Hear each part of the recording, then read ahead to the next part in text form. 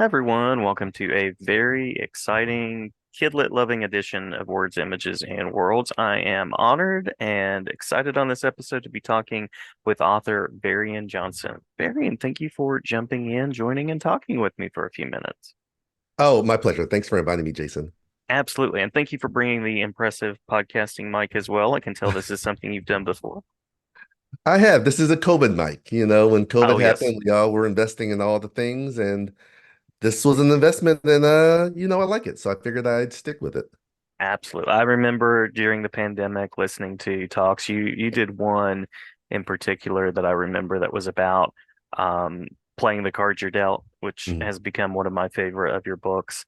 And Thank you. then, yeah, absolutely. And I've also taught Parker Inheritance. I've taught the Parker Inheritance in at least one of my classes. And I'm a big fan of graphic novels, so I have to give some love to your work with Mr. Miracle, The Great Escape, and Twins as well. Thank you. Thank you so much. Absolutely. Yeah, yeah. We can certainly roam through those and talk about those a bit or any other titles, but by means of an origins question, I'm an English teacher by day. I should also disclose that. So I'm always interested in what connects people with storytelling. I think I don't know a few things. When I was growing up, I was an avid reader, and I was certainly a reader before I was a writer. And I remember falling in love with books by Beverly Cleary and Judy Blume. And I Mhm. love these authors and I love their works. And I kind of knew I wanted to be a writer, but I wasn't quite sure. And then I discovered books by Walter Dean Myers and Virginia Hamilton. And Mhm. that's what really got me on the path of being an author, seeing that there were books featuring kids of color, featuring Black kids, written by people who were Black as well. Mhm. And it kind of triggered something in me, getting me to believe that I could do that as well, that that was a possible avenue. I don't know if I really believed that before. And with that, I started writing. Now, I had lots of varying, winding roadways to get there. I was a civil engineer for a long time. I Oh, practiced engineering for 16 years. oh, wow. But even when I was doing engineering, I was doing writing, and now I'm lucky to do it. You can say full time. Full time is always kind of a misnomer when you're talking about writing because we're always doing other stuff. We're writing or we're speaking or we're teaching perhaps or who knows what. But I do love what I do. Yeah, yeah. And so now you engineer books and stories. Yeah, that's a very good way to think about it. I like it. I used to design literal bridges and now I'm designing metaphorical bridges. Yeah. That's right. That's right. Well, and I love what you said there about seeing books by Black people, by people of color, and that bridge that creates for readers is so critical and so important. So sending appreciation for that as well. Thank you. Yeah, you know what? When I do school business and I talk about this, and I always reiterate that everyone deserves to see themselves in a book, quoting that often quoted um, deal by Dr. Dean Sense Bishop about mirrors and windows and sliding glass doors. But whether it's your race or age or gender or religion or socioeconomic status, whatever the case, everyone deserves to see themselves in a book. Mhm. Everyone deserves to be seen and to see themselves as the hero in the story. And for me, that was important just as a young person of color, just as a young Black male, but then as an on my path as an author as well. Yeah. Well, that idea of seeing yourself in a book and being seen leads really nicely to a question about comics. So, curious about that link to comics and graphic novels and how you chose to start working in that form.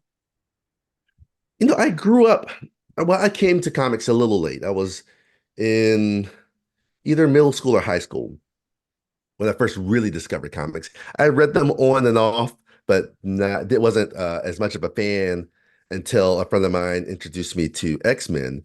Mhm. Specifically, he introduced me to X-Men through trade paperbacks, and I remember reading the Dark Phoenix saga, and I fell in love with comics. And like, this is amazing action and storytelling, and like I care about these characters. And so then I became a very avid comics book reader. I don't do as much of the floppies anymore. I guess they still sell floppies. Mhm. But Mhm. and I loved it. I love comics. I loved that way of storytelling. And so for the longest time, when I was on my writing career, I thought about comics, but at one point it felt like you had to be a author illustrator to be able to do sequential art. And I knew I was not at the point, while I love to kind of doodle, I was not going to be published by any publisher with my drawings. I was certainly not skilled enough. And then it seemed to be there were more author illustrator duos coming about, and that seemed like a good opportunity to try. I had written a short story for an anthology about these twins named Maureen and Francine. And well, actually, that is true. I did do that. But first, I was talking to Jenny Holm, the author of all these great books, and she does all these great books with her brother Matt. Hmm. Um, the Sunny series, Baby Mouse. Hmm. And Hmm. she read a book of mine called The Great Green Heist and said, Varian, this would be a really great graphic novel. And I was like, Jenny, you are right. It would be a great graphic novel. So I wrote a script for it and sent it to my editor, and my editor was like, well, it's a great script, but we like where the Great Green Heist is in the prose world, but do you have any other ideas? And then that's when I remember the short story I wrote, and I decided to write about these twin girls. I thought it was going to be about twin boys, ended up being about twin girls, and that's how twins came to be. And that was just such a great experience. I realized I can stay in this world and do graphic novels and prose books and picture books and whatever the case. Love it. Love it. Yeah. So as a creator, what's that like to sort of go from prose to comics? Is that a pretty easy process, a pretty nimble process for you? It's not. It's slightly, I mean, it's all storytelling, right? Hmm. But I am thinking a little bit more about the mechanics of the book when I'm doing a, graphic novel as opposed to when I'm doing a prose book. I'm thinking about the page turns a little bit more. I'm thinking about the panels on the page. I'm thinking about how much are the characters saying and what are they doing while they're saying it? Are they just kind of sitting there looking at each other? Are they at dinner? What are they eating? How is does how is the staging for it? And I'll admit, I didn't know a lot of this stuff when I started. I figured out how to write a script. I talked to all these amazing graphic novelists. I mentioned Jenny Holm, Jennifer Holm. I Hmm. talked to Gene Yang. I talked to Raina Telgemeier. I talked to anybody I could talk to who did graphic novels. Um, and I got all these nuggets of wisdom and I started working on my own script. But it wasn't until I was in the editing process and Shannon Wright had come on board, and she was the editor for Twins, the illustrator for Twins, and she was like, Hmm. is this possible in the scene? Like, can this be done?" And I had these scenes where these characters are at the dinner table, let's say, but they're talking all over the place, and like, oh well, this is very hard to illustrate. It's the mechanics of it don't quite work, and so now I do a better job of thinking about can a scene be drawn? Hmm. Hmm. Not and with that, and I know I'm rambling on, but I think this is really interesting for folks who want to do graphic novels, especially the writing part of it, any type of Hmm. sequential art. My job is to make sure that it can be portrayed on the page. My job isn't necessarily to say how it's portrayed on the page. So Hmm. I try to think through, is this a viable scenario? And maybe do thumbnails or sketches saying, okay, this is how I see it. But it's ultimately left to the illustrator to bring their vision to the book on how those characters look and how they're interacting in the story. Yeah, yeah. You mentioned Shannon Wright. Any other collaborators in that process of getting the visual and the verbal story out there that you'd like to mention? Daniel Iles was amazing to work with on Mr. Miracle, The Great Escape. Hmm. Hmm. Daniel brought this really interesting visual aspect to it, the kind of this Afro-punk, Afrofuturism kind of feel to it. But also, he did some sketches that really influenced the story as well, too. We were already taking a character that was well known in the DC universe and giving the full slate to change whatever we wanted. Hmm. And while I want to pay homage to Jack Kirby and all these wonderful stories before, I wanted to kind of put my own spin on it as well. And he did some images of Granny Goodness, and there was one that really resonated with me and my editor, and we thought, oh, this is interesting. Do we have room to work this into the story as well? And we did, and it just added more layers to all the characters. I love revising when my partner in illustration comes up with a really great idea Hmm. and that makes the words either obsolete or even better, if I can elevate them to match what they're coming with. That the partnership is really great. Yeah, yeah. But I love the fact that you took this character, Mr. Miracle, who maybe the casual comics reader isn't as familiar with, and you did really interesting things with the story, and that collaboration comes through really well too. Thank you. Thank you. Mhm.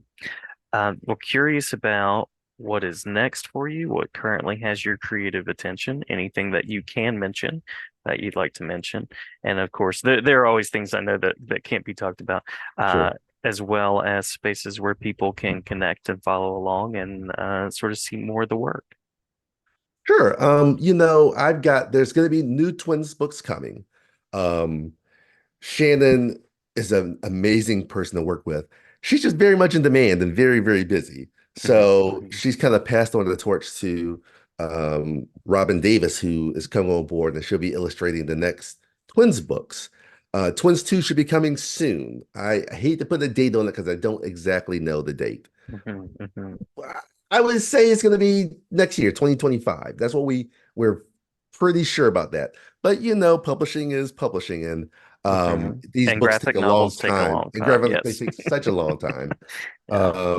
I was telling some young readers, I was doing a school visit and talking about revision, and I was telling them for twins, it went through 20 revisions at least on Wow. that book. And that's and majority of that is certainly my side of the writing process of it. And then Shannon had her part of the illustration process. And it was probably even more counting all of her iterations. I'm only counting the iterations that I saw of hers. But if you take, I had 13 drafts and revisions before Shannon actually really started even drawing sketches for the book. Oh, wow. And that process took from initial idea of the book being printed. It took 4 years, 4 years, 20 some drafts. And a young reader reads it in a day. And I'm like, that's great. But maybe you reread it, right? Yeah, yeah. But that's Read fine. read closely, kids. Read closely. I know I was saying graphic novels. Again, going back to your question in a second, I always want to talk about graphic novels being true literature, and folks want to dismiss it, but there's so many great things we see in graphic novels. I don't even want to call it like a gateway to real books. I hate when people say that because Mhm, graphic mhm. novels, graphic literature is real literature. And you're taking the words and the images and how they juxtapose and how they work together and the irony and things. It just works really, really well. Yeah. Um, so anyway, so there's some more Twins books coming. Speaking of collaboration, I also have a picture book coming out pretty soon, Reggie Brown next year, that I'm really excited about. Again, that was a really great example of collaboration as well. And again, one of these great things happen where I'm writing the text and I have an idea for it, and I'll throw some ideas out, but Reggie has his own ideas that he brings to the table. He's working with the art director. I'm working with my editor. We're all working together. And when I was seeing sketches of it, I saw this one scene that was beautiful, and I realized I don't need the majority of these words. I think I had 5 or 6 sentences on that page, maybe not that many. And we cut it all of them to just one. And like this is all this needs because the art carries the story. Why am I Mhm. muddling it up with words? Um, and I think that's the best thing when that happens in a picture book or graphic novel, whatever the case. So that's coming, and then I have some uh prose books coming as well. I have a novel and verse coming, uh, Oh, but I'm still awesome. working on it. So it'll be out at some point. And then I got some other ideas. I've got a lot of things in the pipeline, but those are the main ones coming pretty soon. Twins 2, which we don't even have a title for yet. Probably should work on that. And a picture book coming out next year. That's awesome. Well, you have, let's see, picture book, graphic novel, prose, verse novel. I think we need, what else do we need? We need maybe a film. Could that at some point? That That's would be that's great. amazing and very creating. I love that. I love it. I just love the process of creating, and I love the idea that I don't have to be in one box. I Hmm. think truly when I started my career, I thought it was a YA author, only YA, and only kind of realistic fiction, coming of age type YA. And now I realize I can do all these different types of stories. And it just gives me kind of more room to create. And I think it's really interesting when readers kind of follow me from one type of story to another. Like I love when someone discovers the Parker inheritance and then they Hmm. discover twins or vice versa, or like playing the card you're dealt even. It's just it's just amazing and how be at a school visit. Let's say I go to the school visit 3 days in a row with three different schools. One school that will love this book the most, and the next will love this other book the most. And they're asking me which was my favorite and why don't I like this or that. I'm like, it doesn't matter what I think. I love them all. I'm glad that you're really passionate about whichever books of mine or even other books in general that you're reading. It's just great. Yeah, yeah.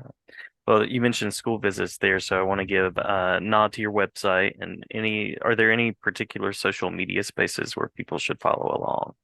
Sure, probably the best place is Instagram at this point. Mm-hmm. I'm Mr. Varian Johnson on Instagram, MR Varian Johnson. I'm also on Facebook, although I don't use it quite as much. I'm just Varian Johnson there. I'm on Twitter or X or whatever it's called now too. It's Varian Johnson. Those are the main ones. I'm too old to mess with TikTok, and I don't know if TikTok will even exist, right? Who knows? Right, Um, right. but those are the main ones, and I go in phases with it. But I'm trying to do a little bit better. We'll see how I do throughout the year on posting. Awesome, awesome. Well, you mentioned that Twitter is now X, so I'm gonna retweet or re-X, I guess that's Rex. What you said about comic books being real books, absolutely. Sending much love for that. And I appreciate the time. Did we miss anything that you would like to mention before we close out? No, I don't think so. I think I can't think of anything off the top of my head other than I always love talking about books that I love, Hmm, and I hmm. was really fortunate um to be a one of the judges for um the SBWY Society of Children's Book Writers and Illustrators Golden Kite Awards, Yes, yeah. and me and two others were um part of this committee, and it was great. And we had all these books we had to read, and we had a group of five that we loved. We had a group of more than that we loved. We had to narrow that to five, then we had to narrow that to two. And I would love to give a shout out to those two. One book was our honor book was A First Time for Everything by Dan Santat. A Oh wonderful yeah. graphic novel memoir. Loved it. I loved it. I love all of Dan's work, right? I do. Mhm. Um, be Cool is probably one of my favorite picture books ever. Um, but I loved this graphic novel so much. It was very coming of age, had a really great feel to it. It was kind of that great point of you have a kid who is has his foot in one world of like the past and like his family and being very quiet, and then this other world ahead of him and kind of Mhm. going this field trip. And then the other book was by Catherine Marsh. It was called The Lost Year.